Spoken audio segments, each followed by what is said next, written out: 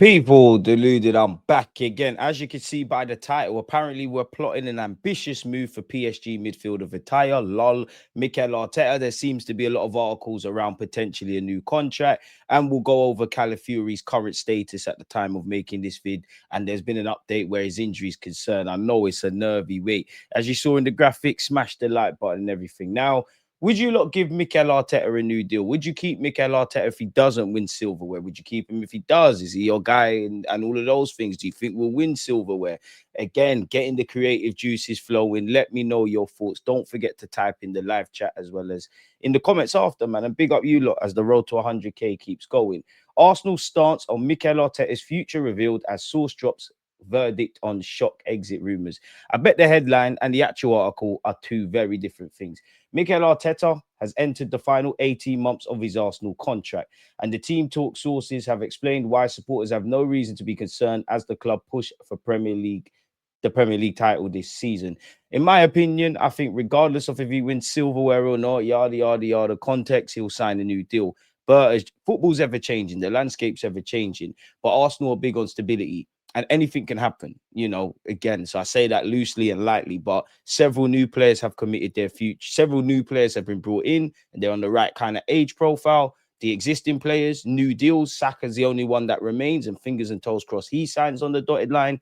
Bert has just walked in the door. Josh Kroenke's taken, not just this season, but in the last couple of years, a bit more of a like a hands-on approach at Arsenal Football Club. He's probably been given the reins by his dad and still acts on his dad's behalf, but it's essentially his dad's club as much as it's ours.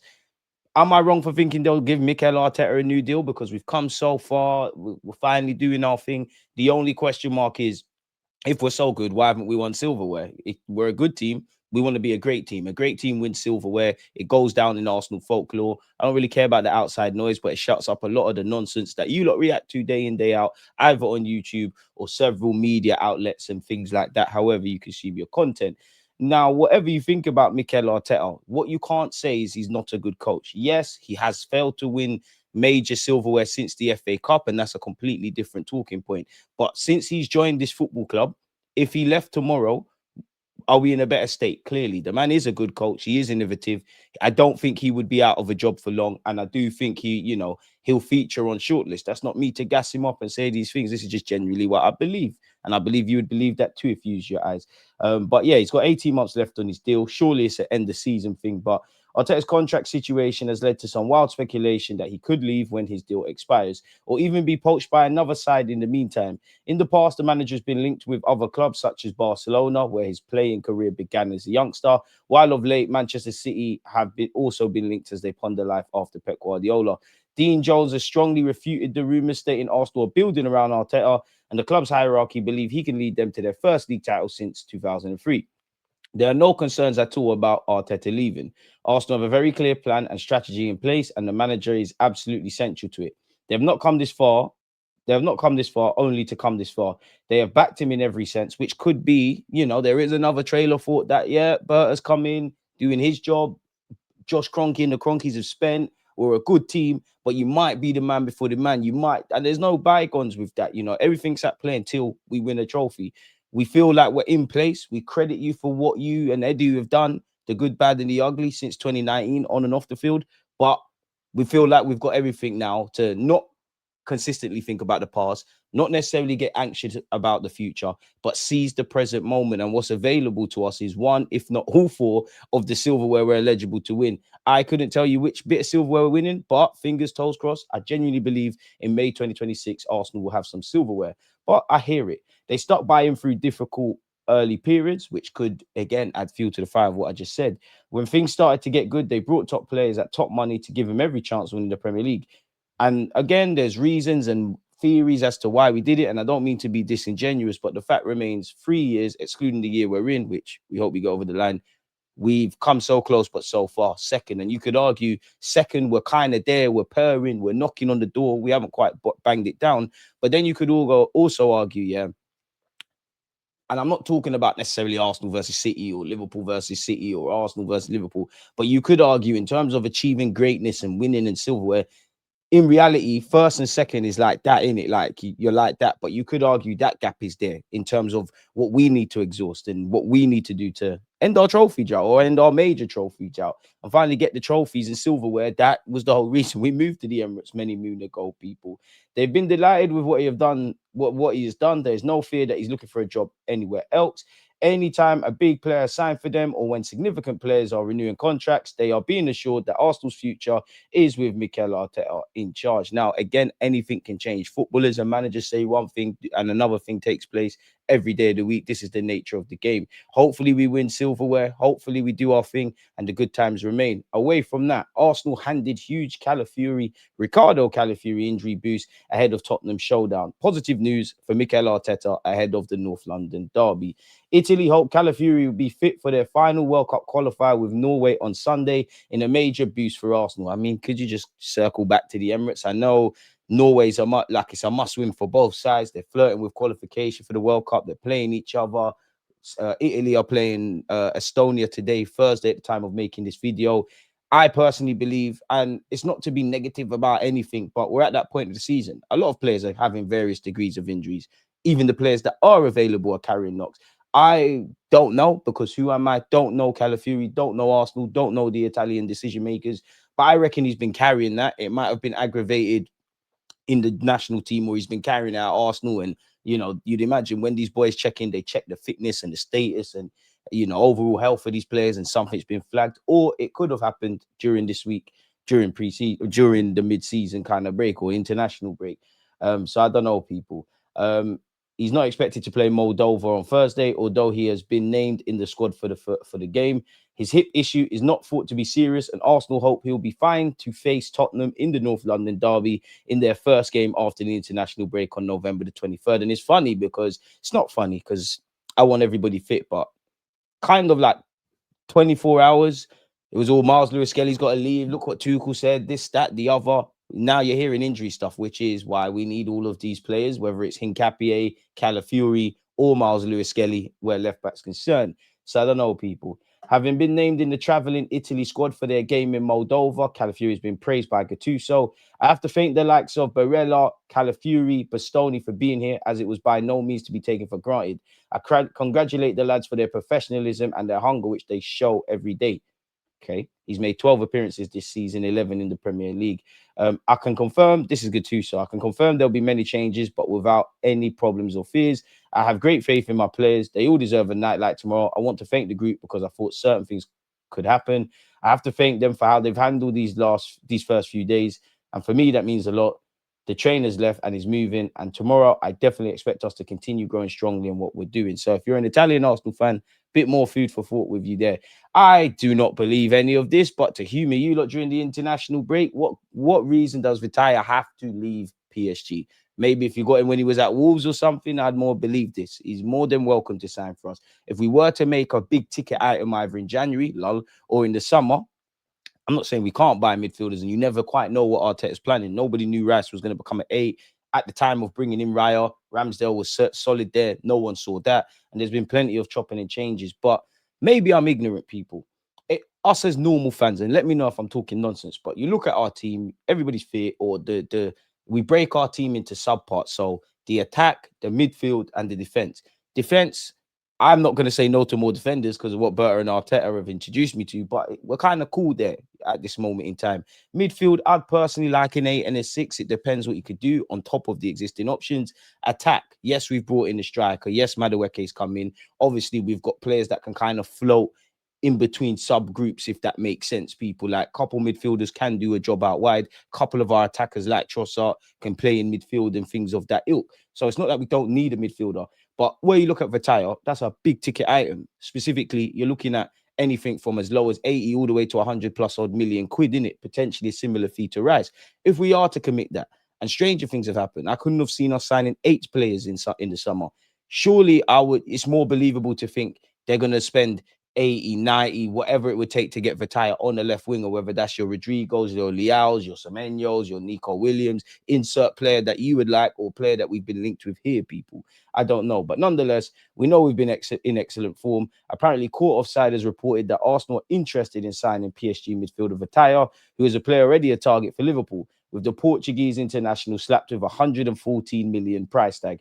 We know he's a vital cog in Luis Enrique's plans as they look to not only win their domestic league and everything on offer there, but retain their Champions League. He would be a solid option for what it's worth to have Vintha, Declan Rice, Zubamendi as your prime options. I'm laughing. If you can get me a younger kind of party, that's why I wanted Lavia at the time of us signing Rice. Like I wanted Rice and Lavia. If you could get one of those kind of sixes, that's great. Obviously, you've got Norgard, Marino, who can occupy positions, whether people like it or not. The Wanieris, the Odegaards, the Havertzes, they can kind of float around. And then I'm kind of good in that.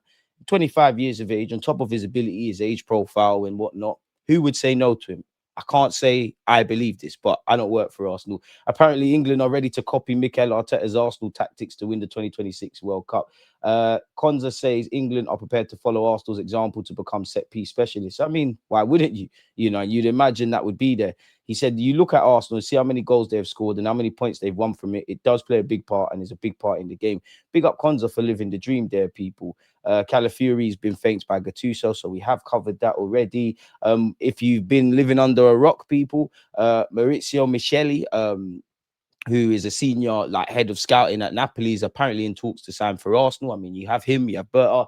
Let the Italians work their magic for our football club. Berta's record at Atletico Madrid speaks for itself. Equally, what Mr. Micheli has done at Napoli and helping them win the league title. So make it happen. It seems like it was a bolt from the blue where the Italian press is concerned, and it definitely was to us casual Arsenal fans.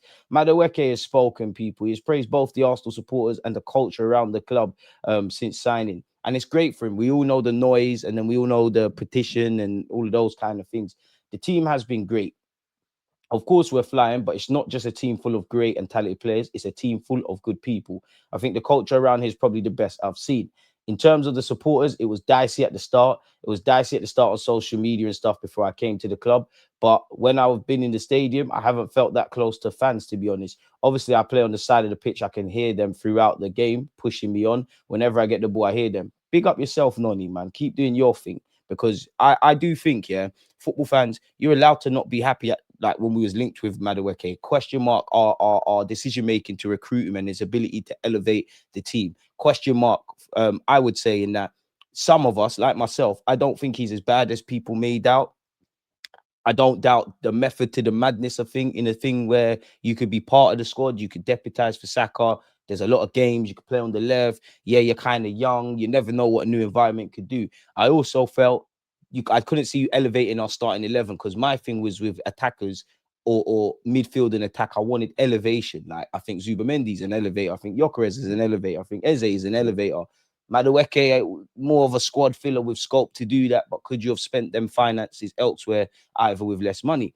But equally, I think regardless of your opinion, people, you have to give people a chance and also remember they're human and also be accepting, whether you like it or not. The man signed for our football club, innit?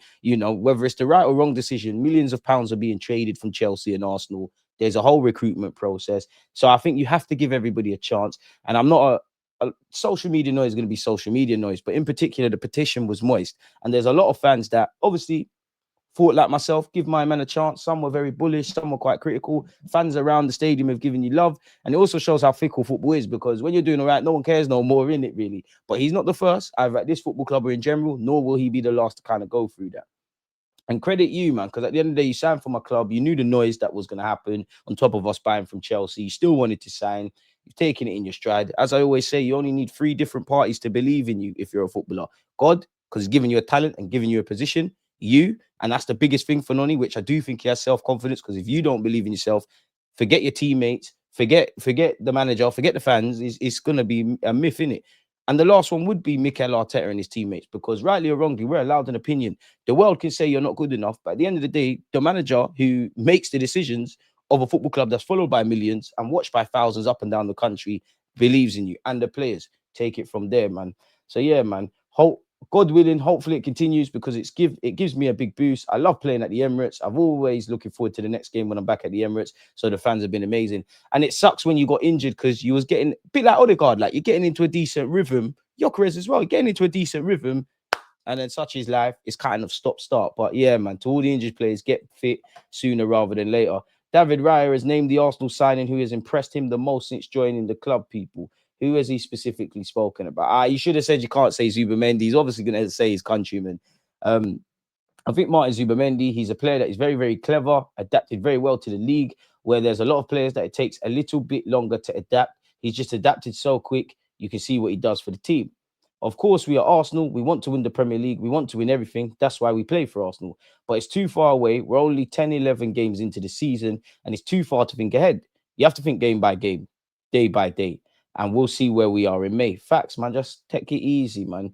There are a lot of teams that can fight for the Premier League. Anyone can beat anyone, as you've seen.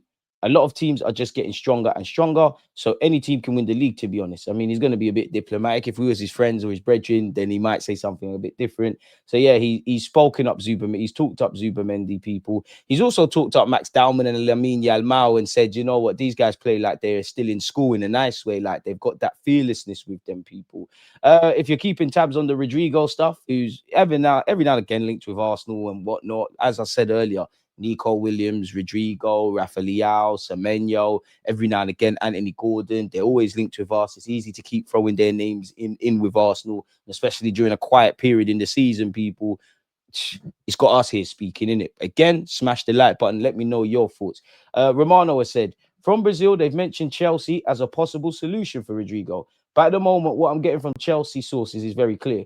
Chelsea are not in negotiations with Rodrigo and are not in talks with Rodrigo's camp or Real Madrid. I mean, why would they? They haven't clearly. No one's been given enough signals like in the summer that Rodrigo wants to depart from Real Madrid, or he's going to have to accept his role and stop crying really at Real Madrid, if I'm honest. Not sure. Silas Anderson's a player that's been linked with us, and the director of football at the club he plays for, BK Hacken, has admitted a January move could be on the cards. Let's see specifically what he said. There has been rumours, Arsenal, and a lot of people have sent scouts to watch him. The Premier League is the Premier League. It'd be great to come. Arsenal are a big club. I'd be happy. There's a lot of interest. Now people have to make a move, but we'll see. I'm aiming for the highest level possible. Apologies. This is actually him saying this. Yes, I feel like I've shown what I can do. I think I'm ready, but we'll see. The director has said it's quite reasonable. He's a young player who is doing very well and who is of great interest. It'd be strange if we were to say much else. With that being said, I think he's doing very well. He's here both mentally and physically, pushes every day in training and in matches. As long as he does, I don't feel worried at all. Then we'll see what happens in January. It's clear that our ambition is to keep Silas as long as we can. Then we'll see what things mean in terms of offers, clubs, and how we approach it. We'll see when a possible sale takes place. We'll see. And yeah, they got him for 1 million. And if he's going to the Premier League, people, smash the like button, subscribe, press the hype buttons. It's going to be a lot more than that, isn't it? Hampson's profit. Everything has to be right for us. He's a very important and high-profile player. So it's clear that something extra is needed. Exactly what that means is difficult to assess. And now, people, which is difficult, Arsenal will reportedly only sell Miles Lewis-Skelly if they receive a substantial bid, as rumours of an exit continue to increase. I'm tired of speaking about that. You know, nothing lasts forever. There is a reality he could leave, but that ain't happening in January, and that's not happening in the summer. But makes for a good headline in this publication and several others. Always